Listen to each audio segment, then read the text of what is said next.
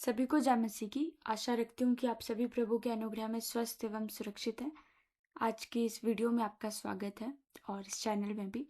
आज हम डिस्कस करेंगे उत्पत्ति अध्याय 6।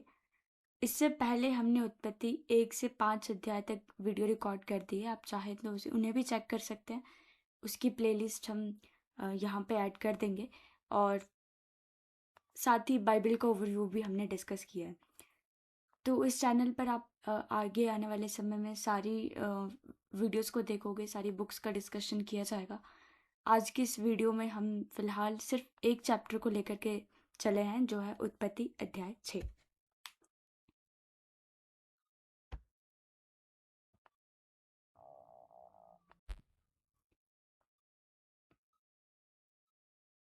उत्पत्ति 6 अध्याय का टाइटल है मनुष्य जाति की दुष्टता।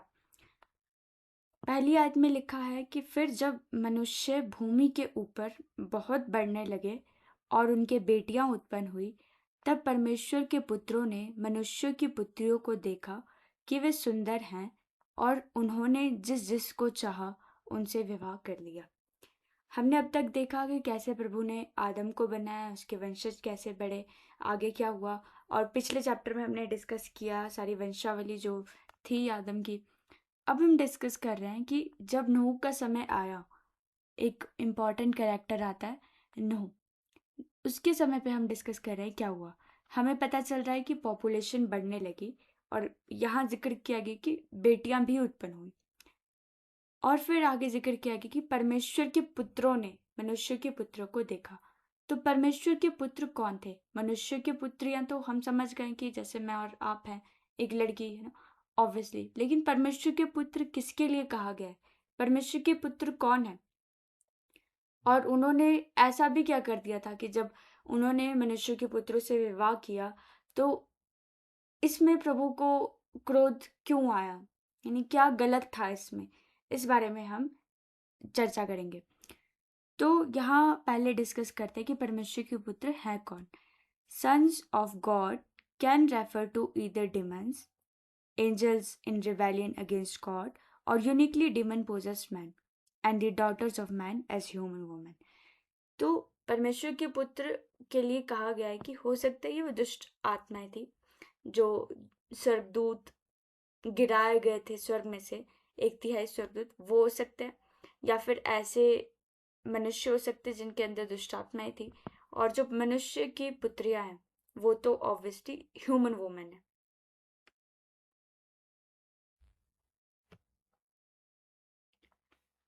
अब हम देखेंगे कि परमेश्वर के पुत्र को समझने के लिए और कौन कौन से रेफरेंसेस बाइबल में है जहाँ से हम देख सकते हैं कि परमेश्वर के पुत्र कौन थे। The phrase sons of God refers to angelic creatures when it is used 3 other times in the Old Testament। 3 बार और हमें जिक्र मिलता है परमेश्वर के पुत्र का, जैसे कि अय्यूब 1 अध्याय 6 में।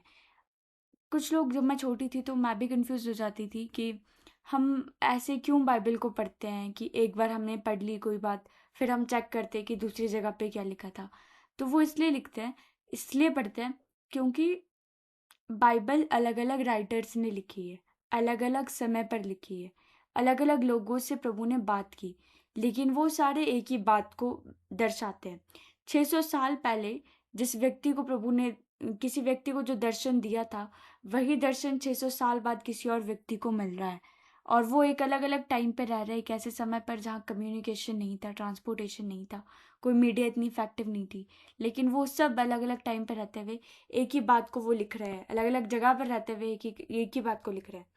तो इस वजह से हम रेफर करते हैं। जैसे उत्पत्ति की पुस्तक मूसा के द्वारा लिखी गई है, अय्यूब की किसी और के द्वारा लिखी गई है।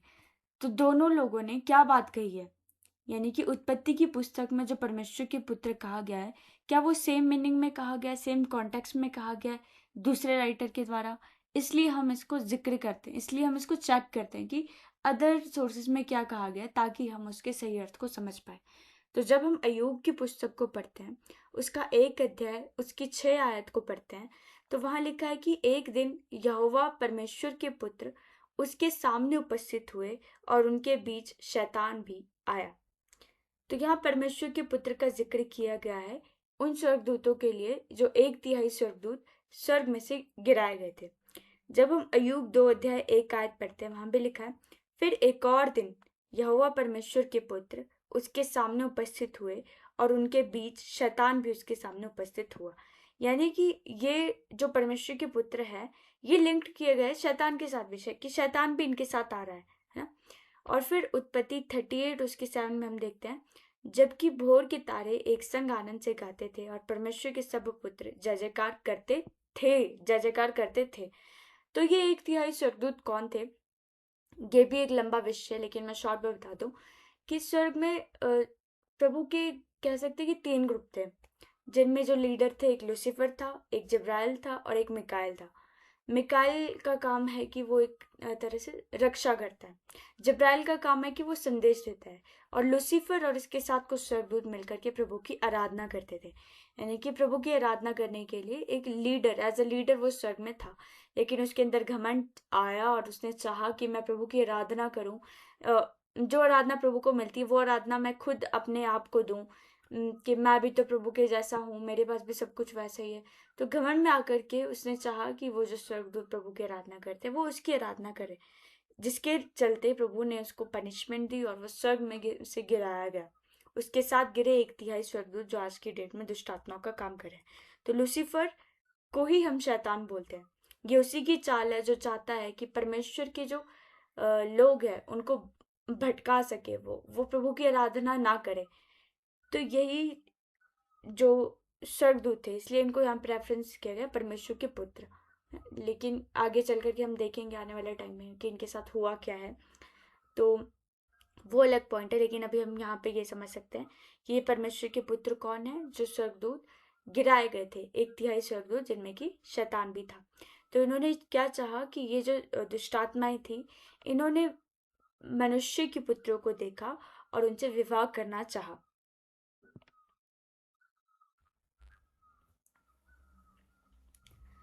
अब इसमें बात क्या थी, एक और हम यहाँ पे देख सकते हैं, एक रेफरेंस यहूदा में भी हमें देखने को मिल रहा है। यहूदा 1 अध्याय उसकी 6 से 7 है, यहूदा नए नियम की एक बुक है। तो यहाँ लिखा है, फिर जिन स्वर्गदूतों ने अपने पद को स्थिर ना रखा वरन अपने निज निवास को छोड़ दिया, उसने उनको भी उस भीषण दिन के न्याय के लिए अंधकार में, जो सदा काल के लिए है, बंधनों में रखा है। जिस रीति से सदोम और अमोरा और उनके आसपास के नगर, जो इनकी नाई व्यभिचारी हो गए थे और पराये शरीर के पीछे लग गए थे, आग के अनंत दंड में पड़ कर दृष्टांत ठहरे हैं। तो हम यहाँ पे देख रहे हैं कि वही बात, एक और हम कह सकते हैं कि एक और हमें बात पता चली कि परमेश्वर के पुत्र जो है वो वही थे जो स्वर्गदूत वहां से गिराए गए हैं ना। तो यहाँ लिखा है कि जिन स्वर्गदूतों ने अपने पद को स्थिर ना रखा, अपनी पोजीशन को उन्होंने स्टेबल नहीं रखा था, इसीलिए उन्होंने उनको स्वर्गदूत से गिराया गया था। और अब वो कहाँ पे, न्याय के लिए अंधकार में, जो सदा काल के लिए बंधनों में रखा है, उनको बंधनों में प्रभु ने रखा है। इस विषय में हम डिटेल में कभी और चर्चा करेंगे, लेकिन यहाँ समझने वाली बात यही थी कि क्योंकि उनको एग्जाम्पल दिया गया कि सदोम और अमोरा 2 ऐसी जगह थी जिनको प्रभु ने नाश किया था, कि जहाँ के लोग व्यभिचारी हो गए थे, ये भी हम आगे आने वाले चैप्टर्स में पढ़ेंगे। तो प्रभु ने उस जगह को नाश कर दिया था। क्यों नाश किया था? क्योंकि वो व्यभिचारी हो गए थे। ठीक इसी तरह से ये जो स्वर्गदूत थे, इन्होंने जब मनुष्य के पुत्रों से विवाह करना चाहा तो वो व्यभिचार गिना गया, वो दुष्कर्म गिना गया, और वो गलत बात थी। क्यों गलत बात थी, अभी हम इसको आगे देखेंगे। तो जो इनके कॉम्बिनेशन से संतान उत्पन्न हुई, वो प्रभु के स्वरूप और समानता में नहीं उत्पन्न हुई, क्योंकि एक तरफ स्वर्गदूत है जिनका बॉडी स्ट्रक्चर प्रभु ने अलग बनाया है, और एक तरफ फीमेल्स है या ह्यूमंस है, उनका स्वरूप प्रभु ने अलग बनाया है। तो उनके संभोग से कैसी संतान उत्पन्न होती, exactly the precise nature of this union is not known. हम एग्जैक्टली नहीं बता सकते कि वो कैसी थी। अब हम जब नए नियम में पढ़ते हैं, पहला पत्रस 3 अध्याय उसके 19 और 20 शायद, तो वहां लिखा है, उसी में से उसने जाकर कैदी आत्माओं को भी प्रचार किया, जिन्होंने उस बीते समय में आज्ञा ना मानी, जब परमेश्वर नूह के दिनों में धीरज धरकर ठहरा रहा और वह जहाज बन रहा था जिसमें बैठकर थोड़े लोग अर्थात 8 प्राणी पानी के द्वारा बच गए। तो ये भी रेफरेंस दिया गया है उन्हीं दुष्ट आत्माओं के लिए कि जब प्रभु यीशु मसीह थे उन्होंने किस तरह से उनको प्रचार किया। ये आप नए नियम में ज़्यादा अच्छे से समझ पाएंगे, लेकिन अभी ये एक रेफरेंस था कि परमेश्वर के पुत्र उन्हीं के लिए कहा गया। Satan tried to pollute the genetic pool of mankind with a satanic corruption, to put something like a genetic virus to make the human race unfit for bringing forth the seed of the woman, the deliverer, the conqueror of Satan, the Messiah promised in Genesis 3:15। बात ये थी कि ये लोग तो राम से रह रहे थे, इनको क्या जरूरत पड़ी कि शैतान की ये युक्ति क्यों ऐसी आई कि इन्होंने मनुष्य के पुत्रों के साथ विवाह किया। तो वो इसलिए किया क्योंकि शैतान जो पॉल्यूट करना चाहता था इस जेनेटिक पूल को।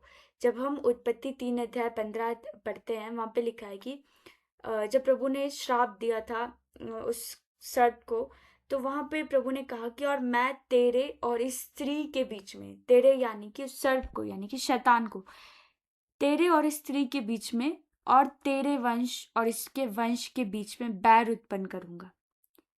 वह तेरे सिर को कुचल डालेगा। कौन? जो स्त्री के वंश में से आएगा वो सर्प के सिर को कुचल डालेगा और तू उसकी एड़ी को डसेगा, यानी सर्प को। और सर्प उस वक्त कौन था? वो शैतान था। तो ये जो स्त्री थी, स्त्री के वंश में से कोई ऐसा आएगा जो शैतान के सर को कुचल डालेगा, लेकिन वो जो सर्प है यानी ये जो शैतान रूपी वो जो सर्प था उसकी वो उस वंश में से जो भी आएगा उसकी एड़ी को डसेगा। कौन आएगा? ऑब्वियसली मसीह आएगा।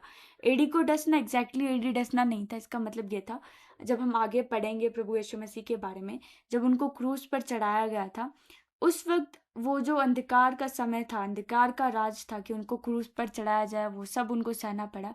वो एक तरह से एक सिंबॉलिक मीनिंग था कि शैतान ने एड़ी को डसा, लेकिन उसके सर को प्रभु ने कैसे कुचला? जब वो सेक्रीफाइस हुआ और फाइनली प्रभु ने विक्ट्री हासिल की।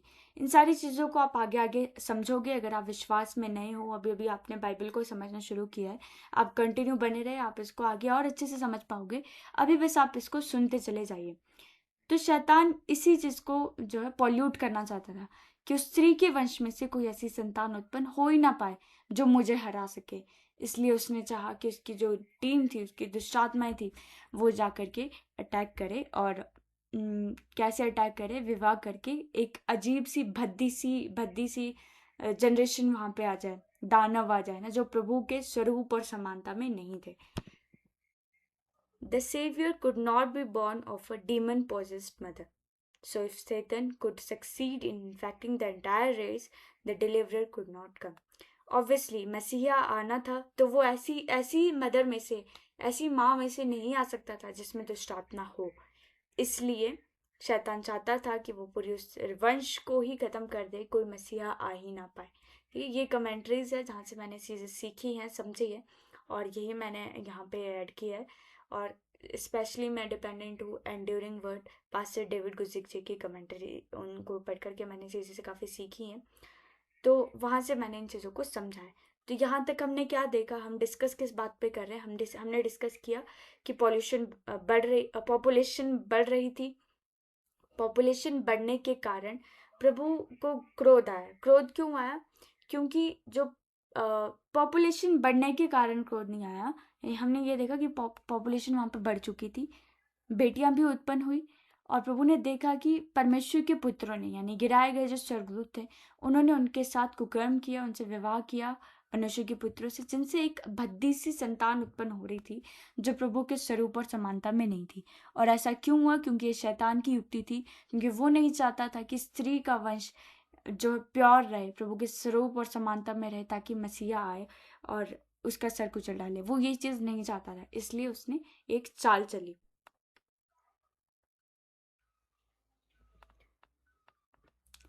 In this effort, Satan almost succeeded. The race was so polluted that God found it necessary to start again with Noah and his sons and to imprison the offending demons so they could never do this again. तो शैतान इस युक्ति में, इस योजना में लगभग successful हो चुका था। उसने जैसा चाहा वैसा ही हो रहा था। और जब प्रभु ने देखा कि ये जो संतान उत्पन्न हो रही है ये वैसी नहीं है जैसा मैंने सोचा था, तो प्रभु ने चाहा कि वो इस रेस को, इस पूरे वंश को वो पूरा खत्म कर डाले और दोबारा से एक ऐसी संतान को जो प्रभु के स्वरूप और समानता में दिखती है, एक ऐसे जनरेशन को प्रभु शुरू करे नूह के द्वारा। इसीलिए जो वो दुष्ट आत्माएं थी, प्रभु ने उनको कैद करके रखा, जो हमने भी पहले रेफरेंस भी पढ़ा, उसमें हमने देखा। अब हम आगे डिस्कस करेंगे उत्पत्ति 6 अध्याय उसकी 3 और 4 आयत। यहाँ लिखा है कि और यहोवा ने कहा, ये सब देखने के बाद कि जब वहां विवाह हुआ उनका और ऐसी संतान उत्पन्न की हुई, तो परमेश्वर ने कहा, मेरा आत्मा मनुष्य से सदा लो विवाद करता ना रहेगा, क्योंकि मनुष्य भी शरीर ही है, उसकी आयु 120 वर्ष की होगी। उन दिनों में पृथ्वी पर दानव रहते थे, और इसके पश्चात जब परमेश्वर के पुत्र मनुष्य की पुत्रियों के पास गए, तब उनके द्वारा जो संतान उत्पन्न हुए वे पुत्र शूरवीर होते थे, जिनकी कीर्ति प्राचीन काल से प्रचलित है। God did not allow the human race to stay in this rebellious place forever. When someone continually rejects God, there is a place of no return where God will no longer strive to persuade that one to repentance and faith. God will not pursue and who rebels forever. There is a point where he says no more. तो यहाँ हम क्या देख रहे हैं कि परमेश्वर कह रहे हैं कि मैं हमेशा यूं विवाद विवाद मनुष्य का आत्मा मेरा आत्मा मनुष्य से ज्यादा लोग विवाद करता ना रहेगा, यानी कॉन्ट्रोवर्सी ना करे। ऐसा कब तक होगा कि मनुष्य मेरी आज्ञा का उल्लंघन करे? इस स्टेट को कि जब प्रभु ने ये देखा कि मनुष्य एक अलग डायरेक्शन में जा रहा है, कि अब दानव मतलब अजीब से लोग उत्पन्न हो रहे हैं और बड़े अजीब से हो रहे हैं, तो प्रभु ने चाहा कि ऐसा नहीं चल सकता, और इसीलिए प्रभु ने चाहा कि अब इस बात को वो ख़त्म करें। तो ऐसा आज भी होता है कि हमेशा ऐसा नहीं होगा कि हम ये सोचते रहे कि प्रभु हमें माफ़ कर देंगे, माफ़ कर देंगे, माफ़ कर देंगे। एक टाइम ऐसा आ जाता है जब प्रभु कहेंगे कि नहीं, बस हो गया, अब तुम्हें मैं माफ़ नहीं करूँगा, अब तुम्हें पनिशमेंट फेस करनी पड़ेगी।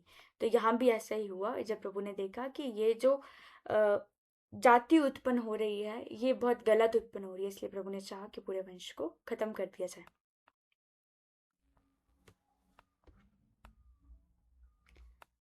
It is important to have a sense of urgency in responding to Jesus instead of waiting for another day. There is no promise God will pursue and draw the lost some other day. जैसे हम यहाँ पे देख सकते हैं, हमने देखा कि प्रभु ने अब कहा कि अब बहुत हो गया, हर वक्त मैं ये सब कुछ नहीं सहन करता रहूँगा।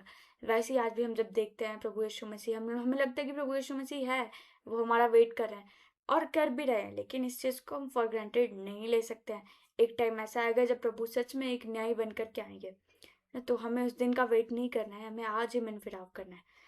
तो ये सीखने वाली बात थी ना। इसके अलावा कि जो हमने इस यहाँ पे देखा कि परमेश्वर का पेशेंस लेवल बहुत हो चुका था, क्योंकि उन्होंने जब ये देखा कि ये जाति कुछ अलग ही उत्पन्न हो रही है, तो अब बहुत हुआ, प्रभु ने ठाना कि अब वो सब कुछ ख़त्म कर देंगे।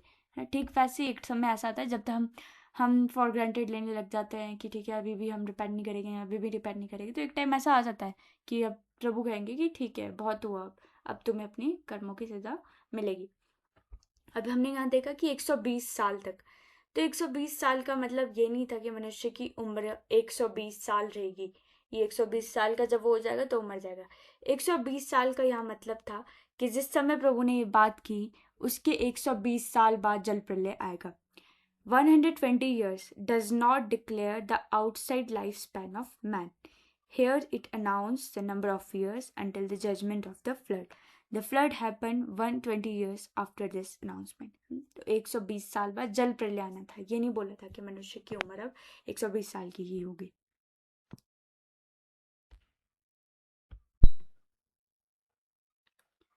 अब हम यहाँ पे देख रहे हैं दानव का यहाँ पे मेंशन किया गया है कि उस समय पृथ्वी पर दानव हुआ करते थे। This refers to the unnatural offspring of the union between the sons of God and the daughters of man. Though there were people of unusual size on the earth both before and after the flood and also afterward, These ones before the flood were unique because of the demonic element of their parentage. They were the mighty men of old, men of renown.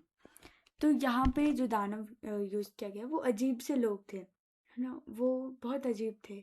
एक बार मैंने एक study में देखा था कि उनका वो कुछ इस तरह से कि बॉडी मान लो ह्यूमन बॉडी है, लेकिन उनका फेस जो है एनिमल की तरह है, कुछ इस तरह के वो दिख रहे थे ना। तो अजीब से वो लोग थे। एग्जैक्टली कैसे दिखते थे ये तो हम नहीं बता सकते, लेकिन हम बता सकते हैं कि वो प्रभु के स्वरूप और समानता के लोग नहीं थे, जो ऑफस्प्रिंग जो बच्चे उनके उत्पन्न हो रहे थे।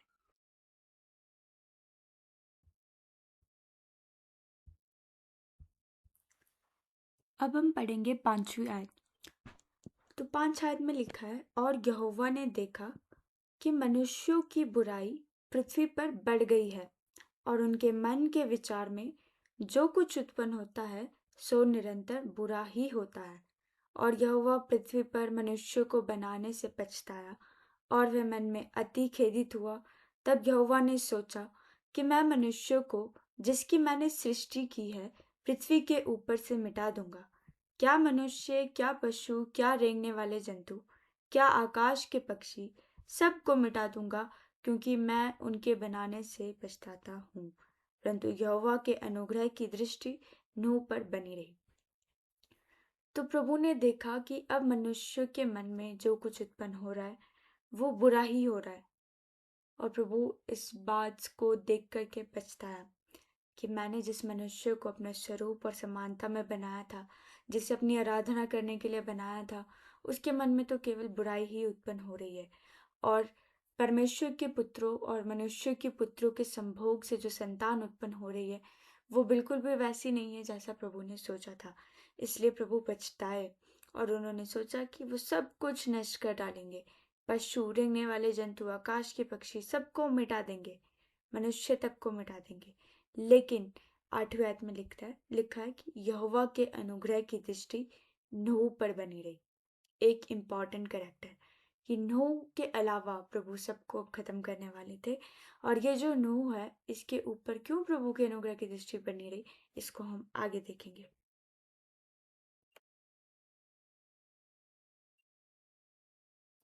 अब हम बात करेंगे नूह के बारे में। उत्पत्ति 6 अध्याय उसकी 9 आयत में लिखा है कि नूह की वंशावली ये है।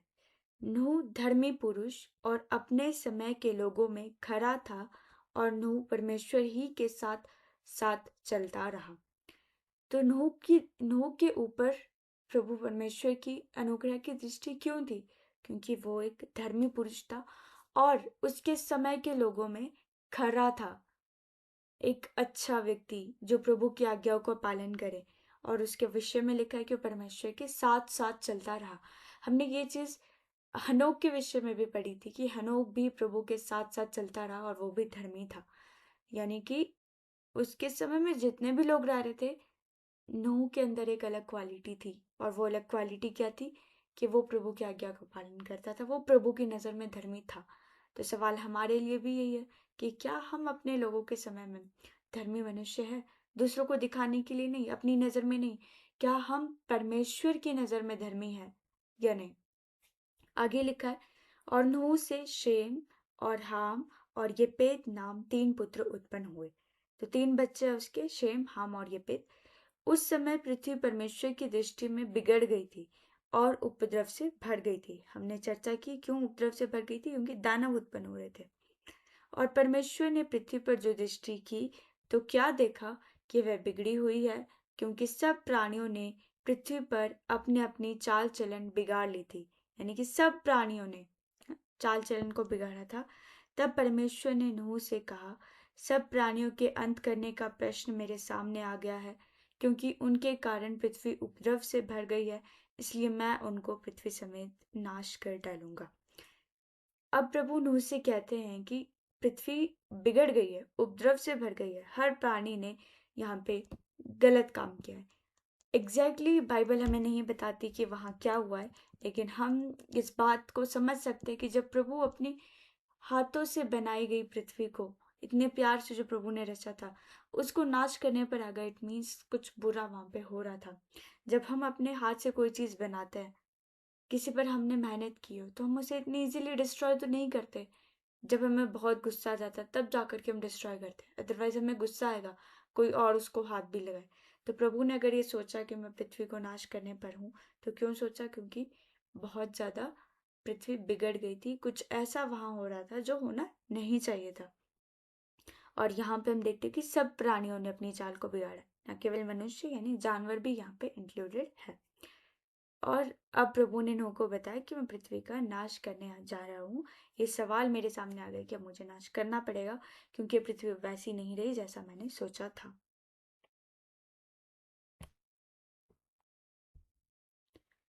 अब प्रभु नूह को एक आज्ञा दे रहे हैं कि इसलिए मैं पृथ्वी का नाश करने जा रहा हूँ, तू क्या कर, इसलिए तू गोपेर वृक्ष की लकड़ी का एक जहाज बना ले, उसमें कोठरियां बनाना और भीतर बाहर उस पर राल लगाना और इस ढंग से उसको बनाना, जहाज की लंबाई 300 हाथ, चौड़ाई 50 हाथ और ऊंचाई 30 हाथ की हो।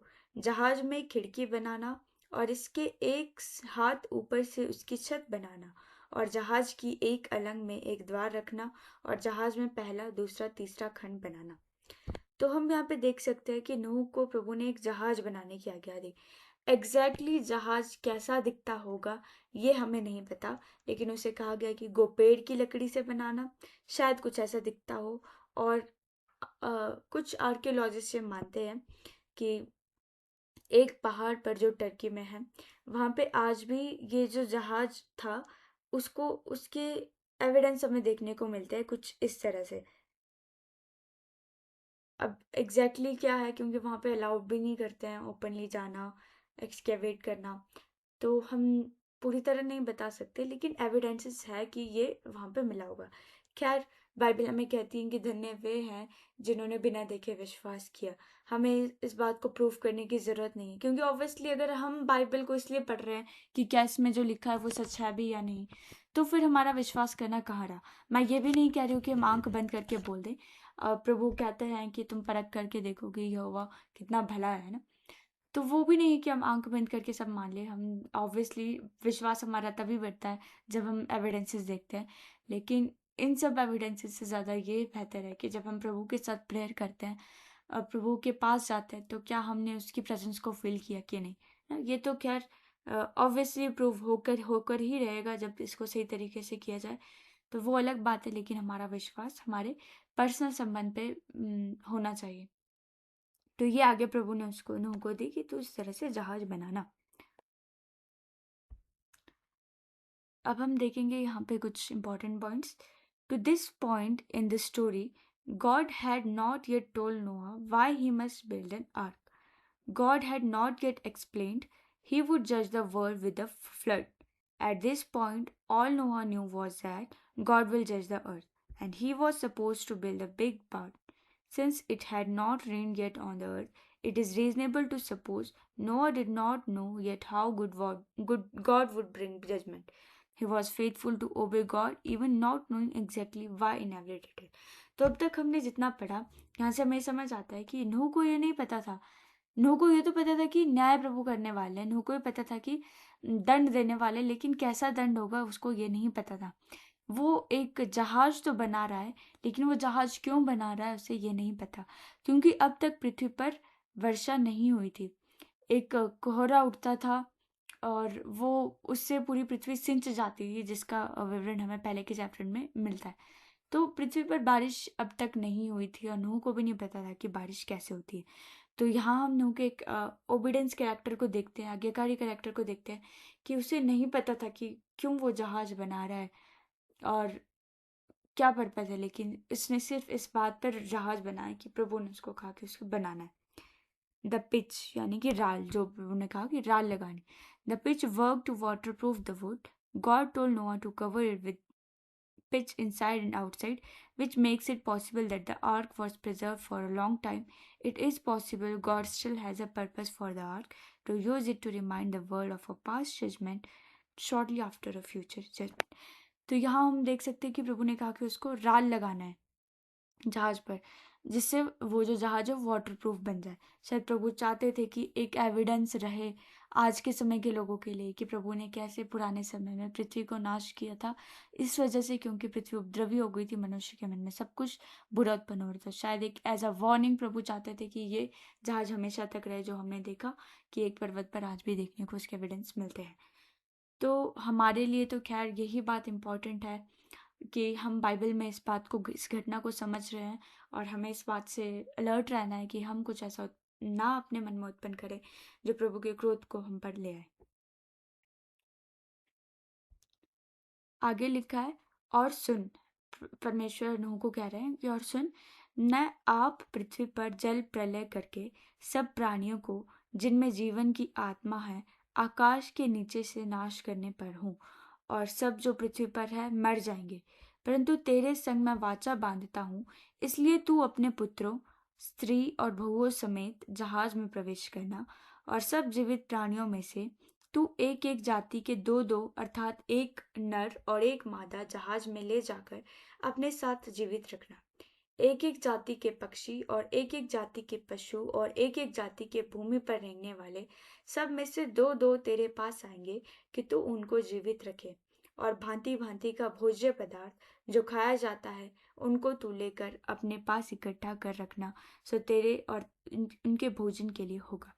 तो प्रभु ने नूह को आज्ञा दी, अब कहा कि मैं जल प्रलय करने पर हूँ और सब प्राणी को मैं नाश करने पर हूँ। तो जल प्रलय ऑब्वियसली अब तक बारिश नहीं हुई है, तो नूह कैसे इमेजिन कर रहा होगा, ये सोचने वाली बात है। और प्रभु ने कहा कि सबको नाश करूंगा, लेकिन तेरे साथ मैं एक वाचा बांध रहा हूँ, एक प्रॉमिस मैं कर रहा हूँ तेरे साथ, एक डील कह सकते हो कि तू अपने पुत्रों, स्त्री, अपनी जो तेरी वाइफ है उसको और अपनी बहुओं को लेकर के जहाज में प्रवेश करना। हर प्राणी में से तू एक पेड़ लेना, यानी एक मेल और एक फीमेल को ले जाना जहाज में, और साथ ही पशु पक्षी के भी एक नर और मादा दो दो पेड़ ऐसे करके उनको तुझे ले जाना है, और खाने का सामान भी तुझे उसमें ले जाना है।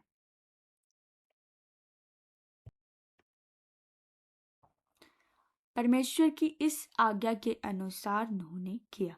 तो नूह को जैसे जैसे बताया गया था उसने किया, बिना किसी क्वेश्चन के कि प्रभु जल प्रलय क्या होता है, मैं कैसे करूं, कोई मेरी मदद नहीं कर रहा, जहाज कैसे बना दूं, किसी ने नहीं की थी उसकी मदद। फिर भी नूह एक धर्म व्यक्ति था, उसने किया। अब नूह के जीवन से हम क्या सीख सकते हैं? He was an outstanding example of righteousness. जब हम यहेज के 14 अध्याय की 14 अध्याय को पढ़ते हैं, यहाँ लिखा है कि तब चाहे उसमें नूह, दानियल और अयूब ये तीनों पुरुष हों, तो भी वे अपने धर्म के द्वारा केवल अपने ही प्राणियों को बचा सकेंगे। प्रभु यहोवा की यही वाणी है। तो यहेजकेल ने एक प्रोफेसी की है। अगेन हम लोग क्यों इसको पढ़ रहे हैं? ताकि हम नूह के बारे में और अधिकाई से समझ पाए। दूसरे बुक के रेफरेंस को हमने इसलिए पढ़ा। दूसरी बुक कौन सी यहाँ पे? यहेजकेल है। तो यहेजकेल एक नबी था जिसने नूह को एज अ एग्जाम्पल यूज किया है कि वो एक धर्मी व्यक्ति था। उसने बताया कि चाहे कोई धर्मी व्यक्ति कोई व्यक्ति नूह के जितना ही धर्मी क्यों ना हो, तो नूह को एज अ एग्जाम्पल लिया जाता है, किसका? धर्मी व्यक्ति का। और नूह को कहा गया है कि अ प्रीचर ऑफ राइचियसनेस। जब हम दूसरा पत्रस 2 अध्याय उसकी 5 आयत पढ़ते, वहां लिखा है, और प्रथम युग के संसार को भी ना छोड़ा, वरन भक्तिहीन संसार पर महाजल प्रलय भेजकर धर्म के प्रचारक नूह समेत 8 व्यक्ति को बचा लिया। नूह को एक धर्म का प्रचारक कहा गया है। क्यों कहा गया है? क्योंकि ऑब्वियसली वो एक धर्मी व्यक्ति था। तो नूह का कैरेक्टर हम देख सकते हैं कि उसको एक राइचियस व्यक्ति से जोड़ा गया। तो बाइबल में जो राइचियस व्यक्ति कहा जाता है, धर्मी हम समझते हैं कि जैसे अलग लैंग्वेज में समझते हैं कि कोई ऐसा व्यक्ति जो खुद को बहुत अच्छा पवित्र दिखाए। धर्मी का मतलब बाइबल में होता है राइचियस। राइचियस मतलब राइट बिफोर द गॉड, कि जो प्रभु की नज़र में सही है। हमारे अपनी नज़र में हमारे धर्मी के मीनिंग बहुत अलग अलग हो सकते हैं, लेकिन बाइबल में धर्मी का मतलब एक ही है कि जो प्रभु की नज़र में सही है। तो नूह प्रभु की नज़र में एक अच्छा व्यक्ति था, एक धर्म का प्रचारक था। And Noah condemned the world by offering salvation in the ark that the whole world rejected. जब हम इब्रानियों 11 अध्याय उसकी 7 आयत को पढ़ते हैं, वहाँ लिखा है, विश्वास ही से नूह ने उन बातों के विषय में जो उस समय दिखाई ना पड़ती थी, चेतावनी पाकर भक्ति के साथ अपने घराने के बचाव के लिए जहाज बनाया और उसके द्वारा उसने संसार को दोषी ठहराया और उस धर्म का वारिस हुआ जो विश्वास ही से होता है। तो नूह को नहीं पता था कि क्या चीजें हो रही है, लेकिन फिर भी उसने सिर्फ विश्वास किया और प्रभु ने जो उसको वार्निंग दी थी उस वार्निंग के अकॉर्डिंग उसने अपनी भक्ति को प्रभु को दिखाया, अपने धर्म को दिखाया, अपने विश्वास को दिखाया और उस विश्वास पर जहाज बनाया और जिसकी वजह से उसने पूरे संसार को दोषी ठहराया। क्योंकि पूरे संसार के पास ये वार्निंग थी कि वो प्रभु की आवाज़ को सुनते, बात को सुनते। और ऑब्वियसली उस समय नूह के समय के लोगों में से वही धर्मी पाया गया और क्योंकि वो धर्मी पाया गया इसलिए उसका पूरा परिवार भी बचाया गया। तो नूह ने क्या किया, एक उद्धार कह सकते हैं उस समय के लोगों के लिए वो लेकर के आया था, लेकिन उन लोगों ने उस पर विश्वास ना किया। Noah was a preacher of righteousness, yet in his 120-year ministry, it seems that no one was saved. उस नूह ने धर्म का प्रचार किया, लेकिन 120 साल के उस प्रचार में, क्योंकि हम देखते हैं जल प्रलय 120 साल बाद आया। जब प्रभु ने नूह को कहा कि तुझे एक जहाज बनाना है, उसके 120 साल बाद जल प्रलय हुआ है। उस 120 साल में कोई भी व्यक्ति नहीं था जिसने मन फिराया या नूह की मदद की। लेकिन उस 120 साल में कोई व्यक्ति बेशक ना दिखे, लेकिन अंत में प्रभु ने नूह को बचाया और उसकी फैमिली को बचाया। एक ऐसी मिसाल उसने यहाँ पे दी। तो ये हमारे सामने भी यही सवाल होता है कि क्या हम नूह की तरह ऐसे धर्मी व्यक्ति है, अपनी नज़र में नहीं लेकिन प्रभु की नज़र में? क्या हमारे विश्वास के द्वारा, हमारे धर्मी होने के द्वारा क्या हमारा घराना बचाया जा सकता है? ये सवाल आज हमारे सामने है। तो इस वीडियो में हमने उत्पत्ति 6 अध्याय को सीखा, समझा। मैं आपका धन्यवाद करती हूँ अगर आपने इस पूरी वीडियो को देखा है और आप इसी तरह से कनेक्टेड रहे हमारे चैनल से। हम पूरी बाइबल को कवर करेंगे। प्रभु आपको और अधिकाई से बढ़ाए। कोई क्वेरी है, कोई सजेशन है तो आप सजेस्ट कर सकते हैं। प्लेलिस्ट का लिंक और नेक्स्ट वीडियो का लिंक, प्रीवियस वीडियो का लिंक मैं यहाँ पे डाल रही हूँ, आप चेक कर सकते हैं और जुड़े रहिए हमारे साथ। प्रभु आप सबको ढेर सारी आशीष दे। आमीन।